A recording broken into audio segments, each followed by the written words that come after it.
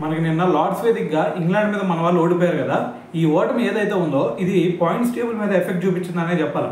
ఎందుకంటే మనకి ఈ WTC సైకిల్లో కనుక ఒకసారి చూసుకుంటే ఫస్ట్ ప్లేస్లో మరి ఆస్ట్రేలియా అయితే ఉండడం జరిగింది. ఎందుకంటే వాళ్ళు వెస్టిండీస్ మీద ఆడిన 3 టెస్ట్ మ్యాచ్లో కూడా వాళ్ళని క్లీన్ స్వీప్ చేసేసారు.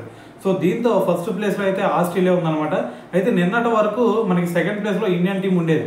ఎందుకంటే ఆల్రెడీ ఒక మ్యాచ్ ఓడిపోయాం, ఒక మ్యాచ్ గెలిచాం కాబట్టి సెకండ్ ప్లేస్లో మన ఇండియా ఉండేది. సో కానీ నిన్న లార్డ్స్ టెస్ట్లో మన వాళ్ళు ఓడిపోవడంతో మరి మన వాళ్ళు 33%తో మరి 4th ప్లేస్కి అయితే రావడం జరిగింది సెకండ్ ప్లేస్ నుంచి. సో మరి సెకండ్ ప్లేస్ థర్డ్ ప్లేస్లో చూసుకుంటే మరి ఇంగ్లాండ్ మన మీద గెలిచింది కాబట్టి సో మరి సెకండ్ ప్లేస్లో మరి శ్రీలంకతో పాటు ఇంగ్లాండ్ అయితే మరి వీళ్ళిద్దరు కూడా షేర్ చేసుకోవడం జరిగింది అనమాట. సో దీంతో ఫస్ట్ 4 ప్లేసెస్ చూసుకుంటే ఫస్ట్ ప్లేస్లో ఆస్ట్రేలియా, సెకండ్ ప్లేస్లో ఇంగ్లాండ్, థర్డ్లో వచ్చేసరికి శ్రీలంక, 4th వచ్చేసరికి మన ఇండియన్ టీం అయితే ఉండడం జరిగింది.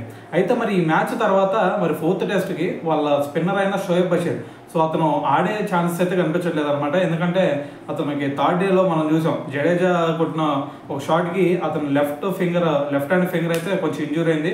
సో దానికి శస్త్రచికిత్స అయితే మరి ఈ వారం చివరిలో అయితే చేసుకోబోతున్నాడంట. సో మరి అందుకని చెప్పేసి అతను ఈ నెక్స్ట్ జరగబోయే 2 టెస్టుల నుంచి బయటకు వెళ్ళిపోవడం జరిగిందనమాట.